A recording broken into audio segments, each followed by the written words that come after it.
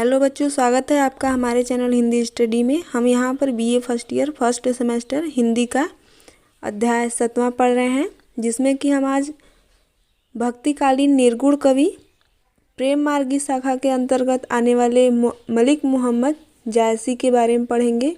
यहाँ पर मोहम्मद के स्थान पर मुहम्मद रहेगा, ध्यान दीजिएगा। और यहाँ पर भी यदि आप नए हैं तो हमारे चैनल को सब्सक्राइब जरूर कर दीजिएगा और जल्दी से चैनल को लाइक और शेयर कर दीजिए ताकि और भी बच्चे हमसे जुड़ सके। तो आइए देखते हैं। तो बात करेंगे इनके जन्म के बारे में। तो इनका जन्म 1492 ईस्वी में रायबरेली जिले के जायस नामक स्थान पर हुआ था, जिसमें कि ये स्वयं कहते हैं कि यानी कि अपने रचना में लिखते हुए कहते हैं कि जायस नगर मोर स्थान हूँ, यानी कि जो जायस नगर है वो मेरा निवास स्थान है। और इनका वास्तविक नाम मुहम्मद था। इसमें ये जो मलिक जुड़ा हुआ है ये इनके पूर्वजों से मिली हुई उपनाम है। और जायसी ये जायस नगर में निवास करते थे, अतः इनके नाम के पीछे जायसी लगा दिया जाता है। जैसे कि आप देखेंगे कि महात्मा गांधी का पूरा नाम मोहनदास करमचंद गांधी है, तो उसमें जो करमचंद है इनके पिता का नाम है। अतः ऐसे ही जो मलिक नाम है ये जायसी जी के पूर्वजों का नाम है। और इनके पिताजी का बात करेंगे तो इनके पिता का नाम मलिक राजे अशरफ था।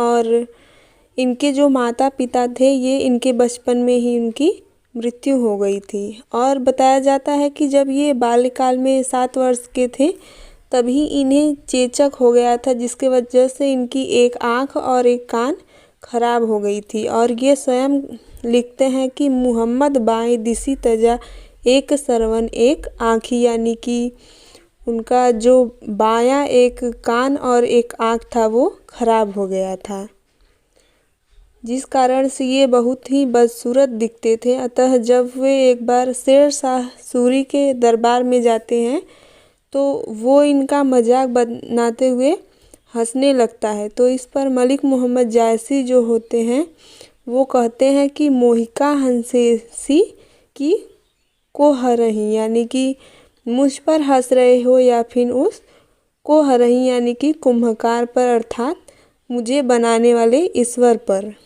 और मलिक मोहम्मद जायसी जो हैं ये स्वयं अपनी रचनाओं में कहते हैं कि सैयद अशरफ और शेख बुरहान जो हैं ये मेरे गुरु हैं, जिन्होंने मुझ में ज्ञान का दीपक संचारित किया है या फिर जलाया है। और यूसुफ मलिक सालार कादिम सलोने मियाँ और बड़े शेख ऐसे माने जाते हैं कि ये इनके बहुत ही घनिष्ठ मित्र थे। और ऐसा भी बताया जाता है कि इनका विवाह भी हुआ था और इन्हें पुत्र प्राप्ति भी हुई थी, किंतु असामयिक मृत्यु हो जाने के कारण इन्हें वैराग्य हो जाता है और ये सब कुछ छोड़ करके अमेठी चले जाते हैं। और जब वो अमेठी पहुंचते हैं तो वहाँ के जो राजा राम सिंह होते हैं उनको कोई पुत्र नहीं होता है, अतः इनके आशीर्वाद से उन्हें एक पुत्र की प्राप्ति होती है। तो जो राम सिंह हैं उनकी बहुत ही आशीर्वाद इन पर बनी होती है, मतलब कि वो हमेशा ही इनका मदद करने के लिए तैयार रहते हैं। अतः जब इनके द्वारा बताया जाता है, यानी कि मलिक मोहम्मद जायसी के द्वारा कि एक शिकारी के तीर लगने से उनकी मृत्यु होगी, यानी जायसी जी की मृत्यु होगी। जब जायसी जी की मृत्यु होनी होती है तो वो जंगल में चले जाते हैं वहीं पास के। तो जो राजा होते हैं वह बहुत ही सुरक्षा करते हैं कि कोई भी शिकारी उस जंगल में शिकार नहीं करेगा। लेकिन ऐसा बताया जाता है कि जो जायसी जी थे वो कभी कभी अपना योग बल के माध्यम से उसके प्रभाव से अपने रूप को भी बदल लेते थे। तो बताया जाता है कि जब एक बार कोई शिकारी जा रहा होता है तो उसे ऐसा लगता है कि जैसे कोई शेर उसे दहाड़ रहा है। तो जो शिकारी होता है वह तुरंत ही तीर निकालता है और चला देता है, जो जा कर के जायसी जी को लग जाता है। और 1542 ईस्वी में इनकी मृत्यु हो जाती है। और रचना की बात करें तो इनकी लगभग कुल 21 रचनाएं मानी जाती हैं। और जगह आप देखेंगे तो 23-24 रचनाएं भी हैं, जिसमें कि जो मुख्य है हमने उसे यहाँ पर लिखा है। जैसे कि जिसमें पद्मावत, अखरावत, आखिरी कलाम, कहरनामा, चित्ररेखा, कान्हावत, 12 मासा, षड ऋतु, मसलनामा, महरी, बायसी आदि प्रमुख हैं। इसमें आप पद्मावत में देखेंगे तो इसमें चित्तौड़ के राजा रतन सेन और जो सिंघल द्वीप की राजकुमारी पद्मावती है, उनके प्रेम कथा का वर्णन है। और पद्मावत को जो आचार्य रामचंद्र शुक्ल हैं वो मानते हैं कि इसका प्रारंभ जैसी जी ने 1520 ईस्वी में और समाप्ति यानी कि पूरा लिख करके इन्होंने 1540 ईस्वी में समाप्त किया था। पद्मावत जो है एक ऐतिहासिक रचना है, किंतु इसमें आप देखेंगे तो जैसी जी ने बहुत से काल्पनिक विषयों का भी समावेश इसमें किया है। और दूसरा जो अखरावट है, इसमें वर्णमाला के एक एक अक्षर को लेकर दर्शन एवं सिद्धांत संबंधी बातें चौपाइयों में कही गई हैं। और इसमें ईश्वर, जीव, सृष्टि आदि से संबंधित वर्णन भी आपको देखने को मिल जाएगा। और जो आखिरी कलाम है, इसमें मृत्यु के बाद एक आदमी की यानी कि किसी व्यक्ति की क्या दशा होती है उसका वर्णन है। और जो चित्ररेखा है यहाँ पर, इसमें चंद्रपुर की राजकुमारी चित्ररेखा तथा कन्नौज के राजकुमार प्रीतम कुंवर के प्रेम की गाथा इसमें दिखाई गई है। और 12 मासा में नागमती वियोग वर्णन का वर्णन करते हुए इन्होंने 12 महीनों का वर्णन विरह रूप में किया है और षड ऋतु में 6 ऋतुओं का विरह के रूप में वर्णन किया है। और इन दोनों में आप देखेंगे तो दोनों में ही विरह का ही वर्णन आपको देखने को मिल जाएगा। अब आइए काव्यगत विशेषताओं को देख लेते हैं। जैसा कि आप जान ही रहे हैं कि इसमें हम भाव पक्षीय विशेषताओं को तथा कला पक्षीय विशेषताओं को पढ़ते हैं। भाव पक्षीय विशेषता में पहला आप देखेंगे तो इसमें रस निरूपण है, जिसमें कि जैसी जी ने संयोग, श्रृंगार रस, विरह का वर्णन किया है। जिसमें कि श्रृंगार रस में आप देखेंगे तो एक दोहा है, जिसमें जैसी जी पद्मावती के श्रृंगार का वर्णन करते हुए कहते हैं कि बेनी छोरी झार जो 12 सरग पतार होई अंधी यारा। यानी कि जब पद्मावती अपने बेनी यानी कि बालों को यानी जूड़े को छोड़ती है और झार जो 12 और जब अपने बालों को झाड़ती है तो सरग पतार यानी कि स्वर्ग और पताल में होई अंधियारा अंधेरा छा जाता है।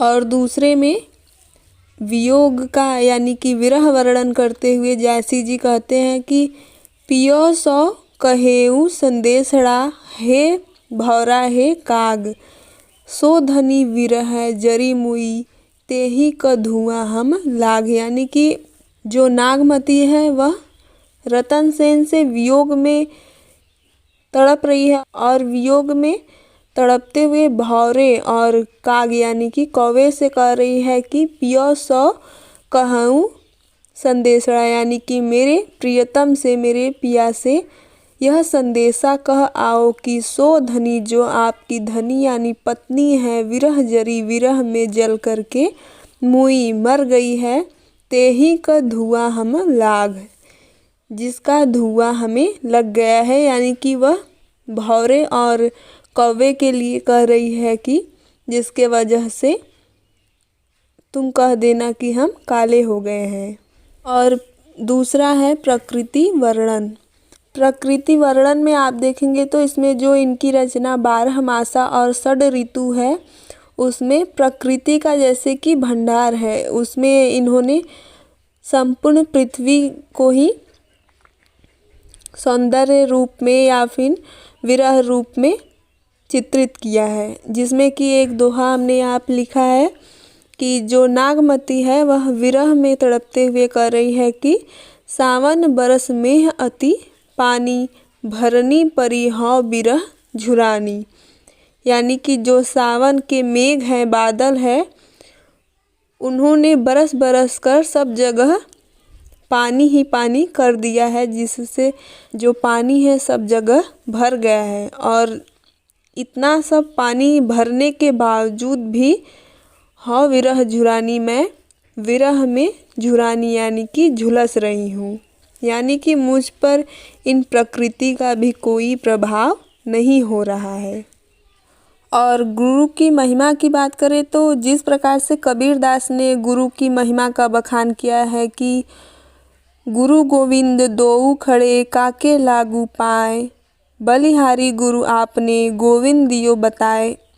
उसी प्रकार से जैसी जी गुरु का बखान करते हुए कहते हैं कि जो गुरु है वह अपने शिष्य में परमात्मा को पाने के लिए उसमें जो चिंगारी उत्पन्न करता है, वह चिंगारी जो शिष्य है अपने मन में जला करके अपने गुरु को यानी कि परमात्मा को पाने के लिए उस मार्ग पर चल पड़ता है। फिर है लौकिकता से अलौकिकता की ओर, यानी कि जो जैसी जी हैं उन्होंने अपने पद्मावत में जो पात्र हैं यानी कि वो लौकिक रूप में है, किंतु उनका जब वर्णन किया है इन्होंने तो उसे अलौकिक रूप में किया है, यानी कि उसमें जो पात्र है जैसे कि पद्मावती को इन्होंने परमात्मा माना है और जो रतन सेन है उसे जीवात्मा तथा गुरु के रूप में हीरामन तोते को रखा है। और इसी में आपको रहस्यवाद भी देखने को मिल जाएगा, यानी कि इन्होंने जो सब कुछ साक्षात है, जो देखी जा सकती है यानी कि वास्तविक पात्र है, उसे रहस्यवाद में कर दिया है, यानी कि आत्मा परमात्मा और गुरु के रूप में उन्हें देखा है। संपूर्ण कथा जो है पद्मावत का वह रहस्यवाद में कर दिया है। अब अगला है आपका कलापक्षीय विशेषताएं, जिसमें कि पहला है भाषा, यानी कि जैसी जी की भाषा की बात करें तो इन्होंने अवधी भाषा का तथा सामान्य बोलचाल की भाषा का प्रयोग किया है, जिस पर कि वासुदेव शरण अग्रवाल जो हैं वो कहते हैं कि जैसी की अवधी जो भाषा है वह भाषा शास्त्रियों के लिए स्वर्ग है, जहां उनकी रुचि की परिसीमित सामग्री सुरक्षित है। और मैथिली के लिए जो स्थान विद्यापति जी का है, मराठी के लिए जो महत्व ज्ञानेश्वरी का है वही स्थान यानी कि वही महत्व अवधि के लोगों के लिए झांसी की भाषा का है। और अलंकार की बात करें तो इन्होंने भी लगभग सभी अलंकारों का जैसे कि रूपक, अनुप्रास, अतिशयोक्ति, उत्प्रेक्षा आदि बहुत से अलंकारों का प्रयोग किया है। और शैली इनकी उपदेशात्मक तथा वर्णनात्मक शैली है। और छंद में मुख्य रूप से इन्होंने दोहा तथा चौपाई का प्रयोग किया है।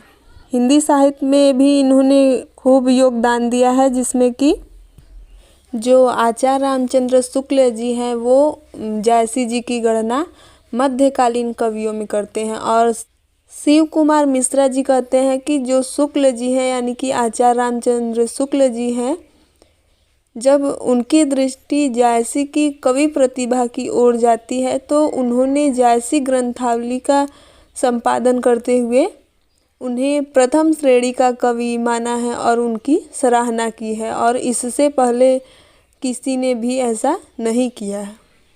अतः जैसी जी के इतने बड़े योगदान और इनके गुणों को देखते हुए आप कह सकते हैं कि हिंदी साहित्य में इनका भी एक महत्वपूर्ण योगदान रहा है और इसे सहर्ष ही स्वीकारा जा सकता है। तो यहीं पे जैसी जी का जीवन परिचय समाप्त होता है। यदि आपको वीडियो अच्छा लगा हो तो लाइक, शेयर और सब्सक्राइब ज़रूर कर दीजिएगा बच्चों। Thank you.